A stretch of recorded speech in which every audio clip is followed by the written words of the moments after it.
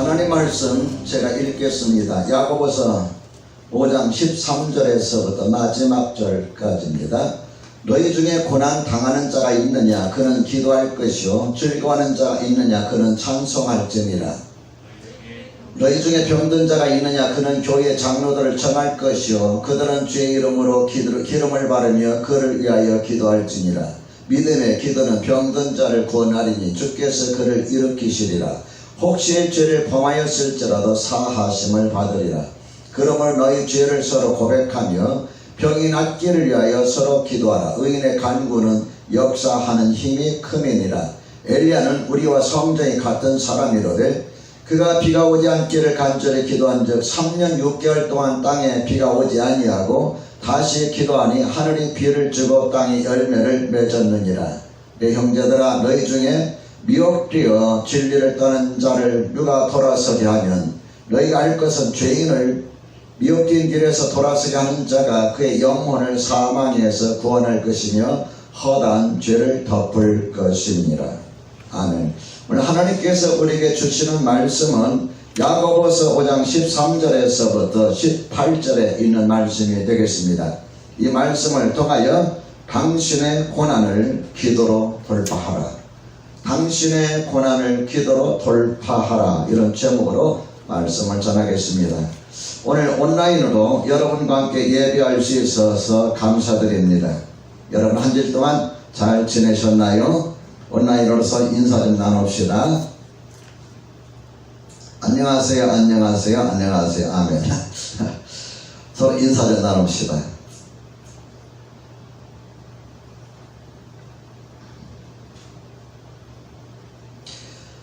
지난 2주간 동안 작전기도를 잘 마치게 하심을 또 하나님께 감사드리고 또 여러분께서 열심히 이렇게 동참해 주시고 함께 기도회를 이끌어갈 수 있도록 이끌어 주셔서 감사드립니다. 칼럼에 기록한 것처럼 저는 2주간 동안 눈, 코 뜰 새 없이 물론 눈과 코는 떴겠지만은 정신없이 바쁘게 지냈습니다. 새벽기도 마치면 집에 가가지고 동영상 작업하고 하고 인터넷에 유튜브에 올리면 한 11시 12시가 되고 밥 먹고 나면 이제 늘어져가지고 뭐 어쩔 줄 모르고 있다가 또 저녁이 되면 또 설교 준비하고 정신없이 보냈는데 정말 그 2주간 동안 즐겁고 신나고 재밌고 은혜롭게 저는 지냈습니다. 여러분 어떠셨나요? 여러분 그렇게 보내셨으면 아멘 하시고요. 힘들었다고 생각이 드시는 분들은 그냥 가만히 계시면 되겠습니다. 이렇게 주님과 함께하면 아무리 코로나 바이러스가 창궐해도 뭐 태풍이 또 올라오고 있는 태풍이 와도 삶이 즐겁고 행복하다. 영적인 흐름을 놓치지 않냐고 우리 영적으로 바로 서서 하나님과 교제한다면 어떤 환경이나 어떤 상황이 와도 우리 안에 있는 기쁨은 누구도 빼앗아갈 수가 없다 하는 이런 느낌을 지난 2주간 동안 저는 받았습니다. 오늘은 여러분과 함께 마지막 야고보서 마지막 설교가 되겠습니다. 13절에서부터 18절까지만 다루도록 하겠습니다. 그래서 오늘은 마지막으로 당신의 고난을 기도로 돌파하라. 이렇게 이 제목으로 여러분에게 말씀을 전하도록 하겠습니다. 하나님께서 우리에게 주시는 첫 번째 메시지는요, 고난을 당할 땐 기도해야 한다는 것입니다. 우리 13절 말씀 한번 읽어볼까요? 준비하시고 13절 시작. 너희 중에 고난 당하는 자가 있느냐 그는 기도할 것이요 즐거워하는 자가 있느냐 그는 찬송할지니라. 여러분 사람의 삶에서 항상 기쁘고 즐거운 일만 있는 건 아니죠. 때로는 뜻하지 않는 어려움, 위기도 찾아옵니다.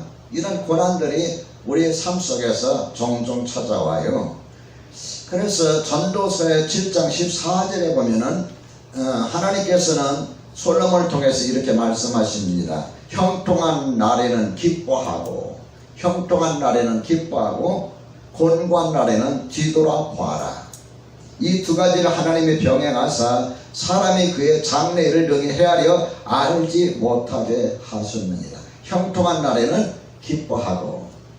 오늘 본문과 연결시킨다면은 여러분 형통한 날, 즐거운 날 어떻게 해야 돼요? 찬송하고 하나님 앞에 찬송을 드리고, 그 다음에 곤고한 날은 뒤를 돌아보라 하는데 뒤를 돌아보면서 하나님 앞에 기도하고, 이 두 가지를 하나님께서 병행하게 하셨다.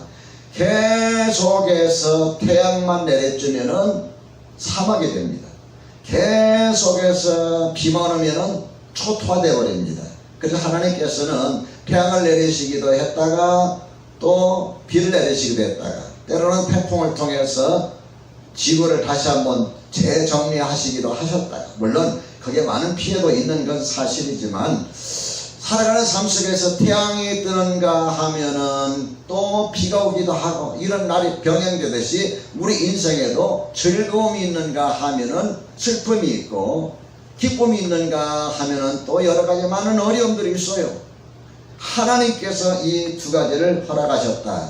이 고난이라는 단어를 제가 사전에서 찾아보니까 괴로울 고, 어려울 난. 그러니까 고난이라는 것은 괴로움과 어려움을 일컬어서 고난이라고 말합니다. 사람마다 겪는 고난은 다 다르죠. 그런데 고난은 다 달라요. 모양도 다르고 강도도 다르지만은, 고난이라고 했을 때 고난이 힘든 것은 누구에게나 마찬가지입니다. 지난 마지막 금요일날 여러분에게 설교하면서 여러분 인내 대명사 누구라고 했죠? 욥이라고 했죠. 인내 대명사, 욥 말고 또 인내 대명사 또 있어요. 누구예요? 나이죠. 이제 훈련이 잘 됐습니다. 우리 사모님이요, 새벽에 설교를 얼마나 열심히 준비하시는지 그냥 하나도 안 놓치고 다 메모하십니다. 제가 그게 벌써 감동을 입어요. 그래 집에 가면은 주보가 수북합니다. 주보에 이렇게 메모를 해놨기 때문에. 어쨌든 간에 욥은 고난의 대명사예요. 고난하면 떠오르는 인물이 욥, 고난하면 떠오르는 인물이 신현기 목사, 고난하면 떠오르는 인물이 바로 여러분입니다. 근데 고난이 나쁜 건 아니에요. 하나님께서 이런 고난을 통해서 우리를 연단하시고 단련하셔서 다듬으신 다음에 정금과 같은, 순금과 같은 사람으로, 순수한 사람으로, 믿음의 사람으로 만드시는 것을 여러분 확신하시길 바랍니다. 5장 10절과 11절에 보면은, 형제들아 주의 이름으로 말한 선지자들을 고난과 오래 참음의 본으로 삼으라 하면서 11절에 보라 인내하는 자를 우리가 복되다 하나니. 고난 가운데 가장 중요한 건 뭐예요? 인내. 그래서 지난 금요일날 설교 제목이 어려움을 참고 이겨내라, 어려움을 참고 견뎌내라, 이것이 지난 금요일날 12번째 설교였습니다. 보라 인내하는 자를 우리가 복되다 하나니. 너희가 욥의 인내를 들었고 욥이 얼마만큼 많은 고난을 당했는지, 사람이 이 땅에 살면서 태어나서 눈 뜨고 눈을 감는 순간까지 살아가는 삶 속에서 욥과 같은 그런 고난을 겪은 사람 없어요. 겪을 건 다 겪은 거예요. 평생 동안 자기가 쌓아왔던 부를 다 한꺼번에 잃어버리고, 애지중지 키웠던 딸과 아들을 한꺼번에 다 잃어버리고, 그리고 자기 와이프마저도 자기들어 하나님을 욕하고 죽으라고 비난하고, 거기에다가 자기 자신의 몸조차도 질병으로 어떻게 될지 모르고, 친구가 위로로 왔는데 망연자실이라고 하잖아요. 할 말을 잃어버린 거예요. 도대체 이 욥인가? 이 사람이 그때 그 욥인가? 그 부자였던 욥인가? 그 잘나갔던 욥인가? 알아볼 수 없는. 욥이 앉아있는 것이 좋은 의자가 아니라 온 몸에서 진물이 나고 터지고 고름이 나고, 그러니까 이런 의자나 이런 방석에 앉을 수 없어 제 가운데 앉았다고 그랬어요. 처참한 모습을 보면서 친구들이 3명이 찾아왔는데 한동안 할 말을 잃어버렸다. 이런 사람이 무슨 이유를 할까요? 무슨 말을 할까요? 그런데도 욥은 그 모든 고난을 다 이겨냈습니다. 저 여러분도 이런 고난을 이겨내시는 고난의 대명사들이 되시길 주님의 이름으로 축원합니다. 고난을 당할 때 13절에서는 뭐라고 그랬어요? 어떻게 하라고 그랬어요? 기도할 것이요. 고난을 당할 때는 뭐 할 것이라? 기도할 것이라. 이렇게 믿으시면 아멘 합시다. 이렇게 하기를 원하시면 아멘 합시다. 이럴 때일수록 더 기도해야 돼요, 여러분. 코로나 바이러스 때문에 예배나 소모임 금지라고 해서 주저앉지 말고 수시로 집에서 기도하고 예배당에서 여러분 혼자 나와서 기도할 수 있잖아요. 예배당 혼자 나 기도하는 거 금지했나요? 밖에다 여러분 이게 정부에서 보건소에서 와서 붙였나요? 출입금지라고 안 붙였어요, 우리 하나님의 교회는. 그래 저 수시로 와서 갈 데가 없어요, 목사님 할 일도 없어요 하지 마시고 예배당 와서 하루 종일 그냥 축칠 앉아서 찬송하고 기도하세요. 집에서 답답하다 가지 말고. 나 정말 이런 사람 보면 답답해. 이제 목사님들하고 이야기해보면은 이제 할 게 없대, 할 일이 없대. 나는 그 목사님 보면 너무 답답해. 주일날 예배도 못 드려서 답답하대. 나는 그 사람 보면 답답해. 우리 하나님께 한번 와보라고 하세요. 얼마나 여러분 생동감 있고 살아있으면 여러분 그렇죠? 하나님 앞에 작정기도를 코로나 바이러스 시작 때부터 4번씩 하는 교회가 어디 있습니까? 이게 하나님 교회밖에 없거든요. 우리 교회 때문에 또 한 교회가 여러분 온라인으로 지금 새벽 작정기도를 즐기하고 있어요. 목사님 다음에 코로나 바이러스 좀 잠자면 밥 한 끼 사드리겠습니다 했는데 언제 사주실 건지 어쨌든 그렇습니다. 여러분 고난 속에 기도라는 단어가 포함되어 있다고 저는 그렇게 믿는 사람이에요. 다시 말하면은 고난이 올 때 우리가 할 수 있는 것이 무엇이냐? 그때는 숨죽이는 거예요. 그리고 주님 앞에 엎드리는 거예요. 기도하는 거예요. 자, 여러분 그렇게 살아가시기를 주의 이름으로 부탁합니다. 두 번째, 서로 기도로 도와야 합니다. 우리 16절 말씀을 같이 한번 읽어볼까요? 그러므로 너의 죄를 서로 고백하며 병낫기를 위하여 서로 기도하라. 의인의 간구는 역사하는 힘이 큼이니라. 서로 고백하며 서로 기도하라. 갈라디아서 6장 2절의 말씀 보면은 너의 짐을 서로 지라. 너의 짐을 서로 지라. 그리하여 그리스도의 법을 성취하라. 여러분과 내가 짐을 서로 져주는 것이 그리스도 법이라는 것은 사랑입니다. 주님의 사랑을 실천하는 가장 아름답고 훌륭한 것이 짐을 서로 져주는 거다. 나만 잘 살면 되고 나만 행복하면 되고 나만 편하는 것이 아니라 짐을 서로 져주는 거예요. 이것이 바로 주님의 사랑의 법을 이루는 것이다, 이루어가는 것이라고 말씀하고 있습니다. 사람이 고난 중에 있을 때 서로 어려움을 나누는 것처럼 아름다운 일도 없습니다. 사실 어려움을 함께 나눈다는 것은 쉬운 일은 아니에요. 왜 그럴까요? 저 사람이 어려움 당했어. 어려움에 막 빠져가지고 참 고난 가운데 있어.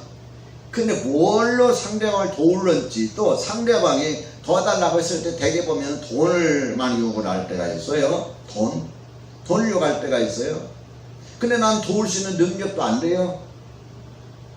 빚내서 도우기도 이거 부담스럽고, 그래서 내가 상대방을 돕고 싶은데 주춤하는 것이 뭐냐면 혹시 나더러 돈을 요구하지 않을까, 좀 도와달라고 하지 않을까, 그것 때문에 우리가 주춤해요. 이거 사실이잖아요. 그래서 누가 나한테 도와달라고 하면은 저는 빚내서는 안 도와줍니다. 보증 서달라고 하면 저는 절대 보증 안 섭니다. 네. 왜? 내가 감당할 수 없으니까 이렇게는 합니다. 내가 내 주머니에서, 내 수중에서 내가 만들 수 있는 만큼 만들어서 줘요. 그리고 이렇게 말합니다. 안 갚으셔도 됩니다. 그 뭐 무슨 말이에요? 갚을 수 있으면 갚되 안 갚아도 됩니다. 그 상대방이 큰 돈은 아니지만 그래 마음과 마음이 있잖아요. 마음과 마음. 옛날에 어느 기도원 원장님이 참 자기는 뭐 굉장히 영험하다고 해가지고 막 이렇게 한동안 굉장히 우쭐거리셨는데, 내가 그 원장님한테 그랬지. 원장님 잘 살피십시오. 아무래도 나이 먹어도 내가 한 살이라도 더 먹고 기도라도 내가 한마디라도 더 하고 산기도를 해도 한 번이라도 더 했겠는데, 이번은 자기가 막 너무 은사에 막 너무 이게 충만하다 보니까 말을 안 들어요. 한번 살펴보십시오. 말 안 들어. 해가지고는 그분이 어떻게 됐냐면은 사기를 당했는데, 양아들한테 상해를 당해가지고 16억 5천 사기 당했어요. 그래서 난리가 난 거예요. 이 시골에 기돈 원장님 16억 5천을 어디서 만들 수 있어요? 불가능한 거예요. 전화가 왔어요. 목사님, 사실은 여차여차해가지고 내가 이제 조금만 지나면 해결될 것 같으니 좀 도와주십시오. 여러분, 조금만 지나면 해결될 것 같다는 건 기약이 없는 거예요. 잘 하셔야 돼요, 여러분. 그래서 제가 그래서 원장님, 저는 도울 능력이 없습니다. 우리 하나의 교회도 지금 겨우겨우 어떻게 숨통만 겨우 이제 뚫어져가지고 숨 쉬고 있는데, 제가 도울 힘이 없습니다. 그게 그냥 사정사정에, 그러면 제가 도울 수 있는 방법을 한번 찾아보겠습니다. 가지고 제가 한도 안에서 현금 서비스를 받았어요. 내가 갚을 수 있는 한도 안에서 보내줬어요. 많지는 않아요. 안 갚으셔도 됩니다.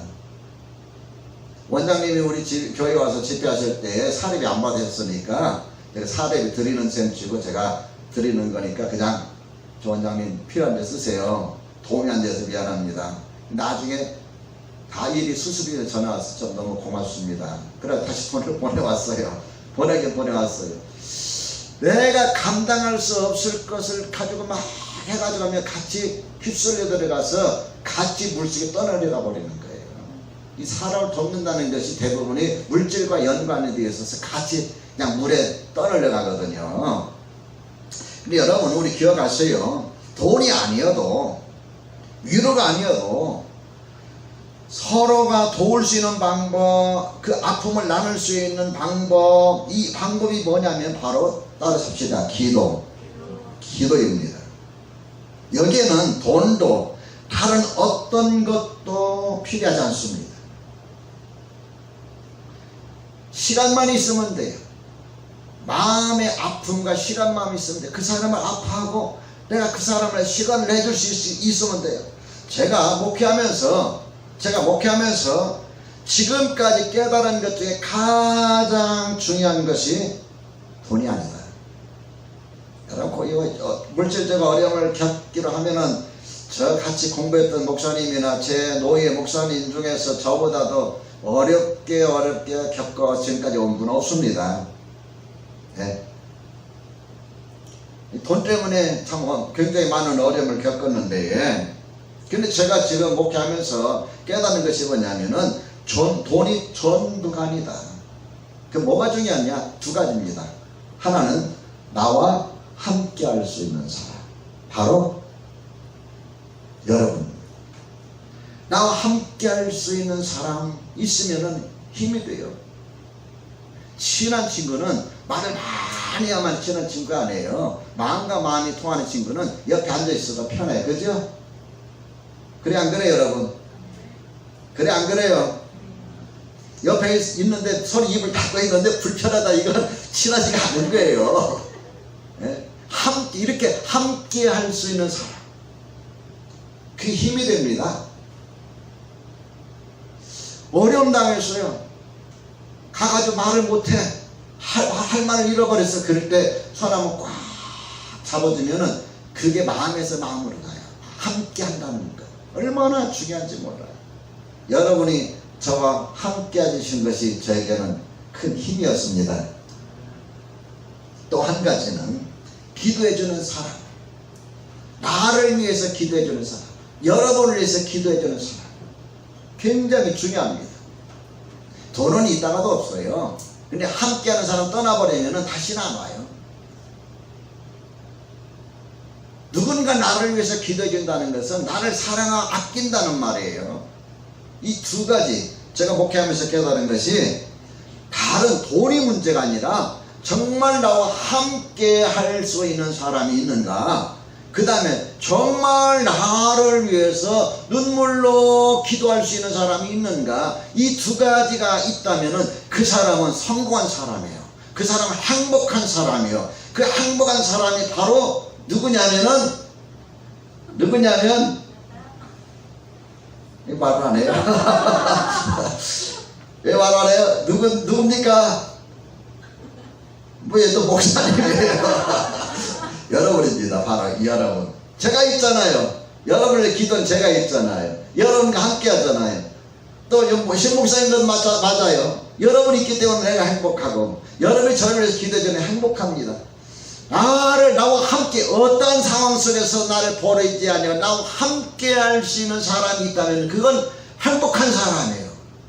어떤 환경 속에서도 나를 떠나지 않냐고 나를 위해서 마음을 아파하면서 눈물로 기도할 수 있다면 이게 정말 행복한 사람이야.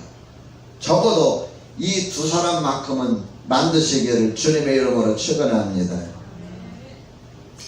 에베소 6장 18절에서 20절의 말씀을 보면은 사도 바울이 에베소 교회에 편지를 쓰면서 마지막 부탁한 것이 여러분 뭔지 아십니까? 6장 16절 18절에서부터 보면 이렇게 기록하고 있어요. 모든 기도와 간구를 하되 성령 안에서 기도하고 이를 위하여 깨어 구하기를 항상 있으며 여러 성도를 위하여 구하라. 또 나를 위하여 구할 것은 내게 말씀을 주사 나로 입을 열어 복음의 비밀을 담대히 알리게 하옵소서 할 것이니 이 일을 위하여 내가 쇠사슬에 매인 사신이 된 것은 나로 이 일에 당연히 할 말을 담대히 하게 하려 하심이라고 그랬어요. 사도 바울이 에베소 교회에 편지를 쓰면서 마지막 당부하는 것이 힘써서 기도해라. 여러 성도를 위해서, 나만 위해서 기도하지 말고 여러 성도를 위해서 기도하라. 그래, 목회자들을 위해서 기도하라. 이게 뭐예요? 우리가 살아가는 삶 속에서 가장 큰, 보이지 않으면서도 가장 큰 도움의 손길이라는 것을 말씀하고 있는 것입니다. 서로를 위한 진실한 기도, 우리가 상대를 위해 줄 수 있는 가장 최선의 도움이고 가장 아름다운 도움이에요. 티내지 않으면서도, 비용이 들지 않으면서도, 부담이 전혀 없으면서도 가장 확실하게 돕는 방법이 바로 뭐라고요? 기도입니다. 중보 기도입니다. 이런 교회가 시험에 들지 않습니다.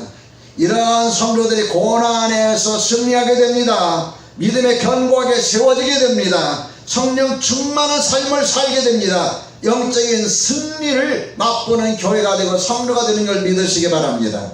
셋째로 믿음으로 간절히 기도해야 합니다. 15절 말씀을 같이 한번 읽어볼까요? 15절 준비하시고 시작. 믿음의 기도는 병든 자를 구원하리니 주께서 그를 일으키시리라. 혹시 죄를 범하였을지라도 사하심을 받으리라. 믿음의 기도는 뭐라고 그랬어요? 그 다음에 병든 자를 구원하리니. 여러분, 앞부분에 고난당하는 자가 있느냐 그랬고, 14절에 병든 자가 있느냐 그랬고, 15절에 병든 자를 구원하리니, 고난이라는 단어를 사용하고 나서 병든 자, 병든 것을 이야기를 하고 있을까요?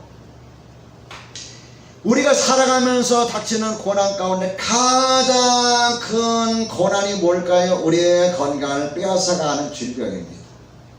우리의 목숨을 위태롭게 하는 질병이에요. 생명을 좌우하는 질병이에요. 그래서 생명을 잃으면 다 잃어버리는 거예요. 건강을 잃어버리면 우리가 할 게 아무것도 없어요. 지난번에 보험 하시는 분을 이야기하는데 다 필요 없습니다. 자식도 다 필요 없습니다. 부모님 병들고 늙고 그래가지고 치매 걸려가지고 알아보지도 못하고 그냥 벽에다 뭐 치라고 하면은 자식들도 참 거추장스럽다는 게. 그래서 그다음 뭔지 알겠죠? 지혜보험 들어요. 근데 그게 틀린 말은 아니에요. 지혜보험 들어가는 게 아니고 틀린 말은 아닙니다. 여러분 어때? 건강 잃어버려서 누군가 나를 도와줄 수도 없고 나는 제정신이 아니에요. 얼마나 여러분 힘들어요. 사는 것조차도 힘든 거예요. 이보다 더 큰 고난이 어디 있겠어요. 여러분이 건강하니까 웃는 것이지 여러분이 건강하지 먼저 웃을 수도 없는 상황이에요. 정말 내 목숨까지도 위협하는 그런 어려움 가운데 빠져 있을 때에, 생명을 해하는 질병 가운데 있을 때, 그래서 15절에 보면 일으키시리라, 그를 일으키시라 그랬으니 무슨 말입니까? 누워있다는 말이에요. 중병이에요. 아무것도 할 수 없어요. 인생의 막바지에 모든 것이 다 끝나버렸어요. 그럴지라도 이런 고난에 있을지라도, 이런 고난에 빠져 있을지라도 우리가 어떻게 해야 되냐, 포기하지 마세요. 낙심하지 마세요. 믿음의 기도는 병든 자를 일으키시리니, 혹시 죄를 지므로 말미암아서 그 질병이 찾아왔을지라도 하나님 앞에 믿음으로 기도할 때에 하나님께서는 그의 죄를 용서하시리라 그랬어요. 모두 질병이 다 병으로 온 건 아니야. 질병이 다 죄로 온 건 아니에요. 미국에서 열심히 공부해서 박사학위를 받고 나름대로의 그 이치를 세우신 분이 한국에 이제 큰 교회에 부임을 하셨어요. 부임하셨는데 1년 동안 열심히 신방하고 그 다음에 여러분 평소에 이제 뭐 공부만 하고 뭐 연구만 하다가 한국에 와가지고 수요일날 예배 인도하랴, 주일날 예배 두세 번 설교 또 하랴, 새벽기도 하랴, 또 사람이 많으니까 매일마다 신방하려다 1년 만에 입술이 뻥 터져가지고 결국 견디지 못해 병원에 입원했어요. 당연한 게 아니에요. 당연한 게 아니에요. 그때 그 목사의 가정교를 알았으면 이렇게까지는 안 했을 텐데 자기 혼자 다 하려다 보니까 입술이 터져가지고 견디다 못해 병원에 입원했어요. 근데 웃기는 것이 뭐냐면 어느 권사님 믿음이 좋다고 하는 권사님이 와가지고 목사님 회개하셔야 합니다. 그 권사님 생각에는 병은 무엇으로부터 온다? 죄로부터 온다, 이렇게 생각한 거예요. 회개할 것이 있으면 회개하셔야 됩니다. 그래서 이 목사님 그냥 뻥쳤어요. 그리고 나서 얼마 지나서 그 교회에 사임했어요. 너무 충격이 컸던 거예요. 참 1년 동안 최선을 다했는데 권사님 와가지고 회개하래요. 어떻게 하라는 거예요 도대체. 그러나 우리가 살다 보면은 내가 병들 일도 없는데 관리도 잘했는데 내가 열심히 살았는데 질병이 찾아올 때가 있어. 그때는 고민을 좀 해봐야 돼요. 내가 이거 너무 신체를 과하게 썼나? 내가 이거 너무 많이 먹었나? 내가 너무 잠을 안 잤나? 내가 너무 이 건강을 과신했나? 이것도 아니고 저것도 아니고 잘했는데 그때는 영적으로도 한번 검사를 해봐야 돼요. 스스로. 목회자 가지고 집사님 회개하세요 하지 말고 스스로 한번 돌이켜보는 것도 지혜입니다. 그래서 아까 그 전도서에서 뭐라고 그랬어요? 전도서에서는 뭐라고 그랬어요? 곤고한 날에는 뒤돌아봐라. 곤고한 날에는 뒤돌아. 한번 뒤돌아볼 필요가 있어요. 앞만 보고 달려도 안 돼요. 뒤돌아봐. 곤고한 날에는 왜 안 될까? 왜 이럴까? 왜 나에게 질병이 왔을까? 나에게는 왜 어려움이 올까? 나는 문제는 해결이 안 될까? 왜 난 자꾸 어려움에 이렇게 자꾸 꼬여만 갈까? 곤고한 날은 뒤돌아봐라. 그리고 딱 마음에 캥기는 것이 있을 때는 하나님 앞에 하나님 내가 이걸 잘못했습니다 하고 그분과 관계 속에서 좀 소통을 하셔야 돼요. 그럴 때 죄로 말미암아서 온 질병이라면 죄 사함을 주시겠다 그 말씀입니다. 예수님께서 길을 가시다가 어느 연못일까요? 이 연못에 가는데 연못에는 정자가 좀 많았어요. 뭘 김청자 지사님 말고 정자가 많아가지고 사람들이 거의 가득히 모였어요. 왜 모였느냐 하면은 그 연못은 특이한 연못이었어요. 가끔 가다 물이 한 번씩 소용돌이 치면서 움직일 때에 제일 먼저 뛰어들어가는 사람이 병이 낫는다라는 그런 소문이 있어가지고 사실인지 아닌지 모르지만 많은 사람들이 고칠 수 없는 질병을 가지고 많은 사람들이 찾아왔어요. 그래서 정자에 누워가지고 뭐 길바닥에 누워가지고 언제 물이 움직일까 통할까 솟구쳐 오를까 그것만 주시하고 있다가 물이 솟구쳐가지고 제일 먼저 풍덩 하고 뛰어드는데 오래전부터 와 있는데 가족들조차도 제대로 돌아보지 않으니까 몸이 병들 대로 병들고 망가질 대로 망가졌어. 겨우겨우 목숨만 부지하면서 이제 그것도 그림의 떡이야. 뛰어들 두 번째, 세 번째, 네 번째, 다섯 번째라도 뛰어들 수 있는 힘이 있으면 좋을 텐데 그 그림의 떡이야. 보기만 하고 뛰어들 수 있는 힘도차도 잃어버렸어요. 예수님께서 지나가다 보니까 병이 깊은 것을 하셨어요. 그 발가락을 딱 멈추시더니 당신 자리를 들고 일어나 걸으십시오.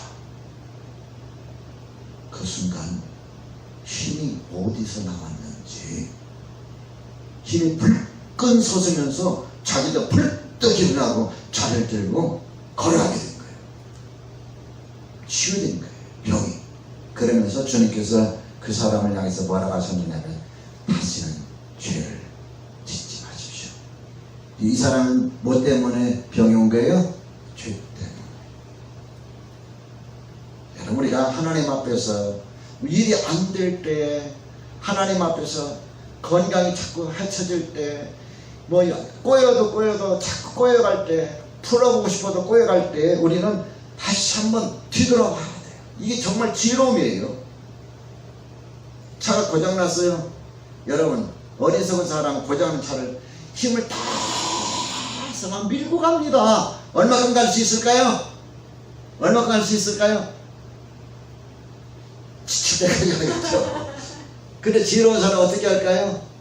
지금은 뭐 보험회사처럼 차고지만 보험회사가 없을 때 차에서 내려가지고 여기도 쳐다보고 저기도 쳐다보고 이것도 만져보고 저것도 만져보고 그래가지고 뭐 지나가는 사람 손 들어가가지고 이 차가 고장났는데 안 가는데 혹시 아십니까 물어보고 그래가지고 시동 걸어서 가는 거 아니에요?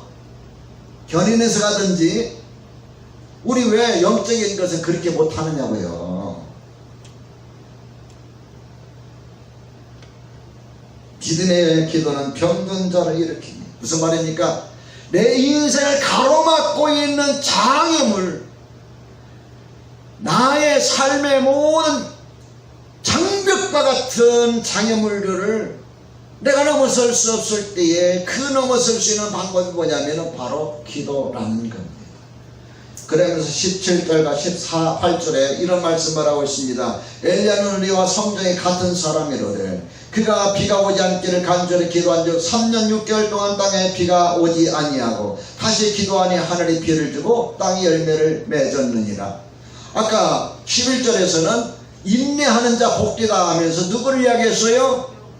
욥을 이야기했어. 그런데 천재지변으로 3년 6개월 동안 땅에 비가 오지 아니하여서 모든 백성들이 농사를 짓지 못해 농작물을 수확을 거둘 수 없는 그저 손가락만 겨우 빨면서 하늘만 쳐다보는 그런 절망적인 상황일 때에 여러분 우리가 해결할 수 있는 게 뭘까요? 이 인간 강우를 여러분 쏟아가지고 여러분 농사 짓는 걸까요? 방법이 없잖아요. 여러분 이번에 비 오는 거 보세요. 아무리 인간이 잘한다 할지라도 홍수 나잖아요. 중국의 산사댐 보세요. 막아놓고 막 안절부절하잖아요. 그 홍수 때문에, 폭우 때문에. 남해안을 완전히 쓸고 와버렸잖아. 오늘 내일 또 비가 온다는데 어쩌는지 모르겠습니다만 인간의 한계 상황이에요.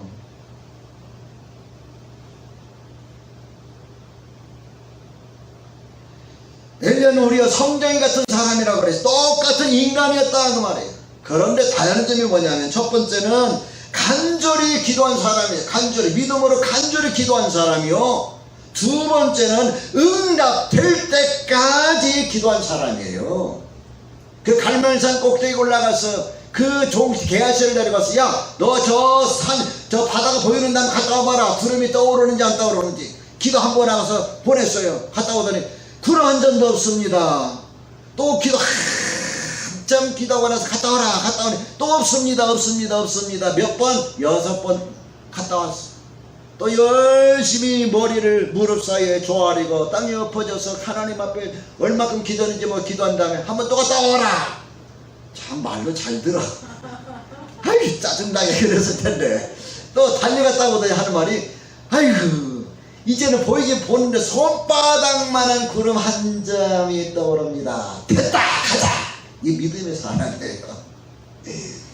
그래가지고 막 달려 내려가는데 막 다 내려가게 되잖아. 비가 얼마나 쏟아지는지 3년 6개월 동안 가뭄이 해결되어 버렸습니다. 고난은 우리 믿음을 드러나게 하고 이 믿음을 통해서 하나님은 일하시는 걸 믿으시기 바랍니다. 고난을 당할 때, 고난 가운데 빠져 있을 때, 문제가 해결되기는 그냥 점점 어려워져만 갈 때, 장래가 안 보이고 캄캄하게 느껴질 때, 더 이상 희망이 안 보이고 절망적이라고 느껴질 때, 여러분은 어떻게 하십니까? 어떻게 하시렵니까? 우리에게 이 모든 것을 해결할 수 있는 강력한 도구가 있습니다. 평소에는 별로 쓸모없이 느껴지기도 해요. 별로 도움이 안 되게 느껴질 때가 돼요. 그냥 신앙생활의 한 방편이라고 생각해요. 그래서 하기도 하고 안 하기도 하고 하기도 하고 안 하기도 하는데, 오늘 말씀 보니까 위기 가운데 빠져 있을 때, 고난 가운데 빠져 있을 때에 이 고난과 위기를 뚫고 나갈 수 있는 강력한 도구가 바로 뭐냐면은 믿음의 기도라고 말씀하고 있는 것을 기억하시기 바랍니다.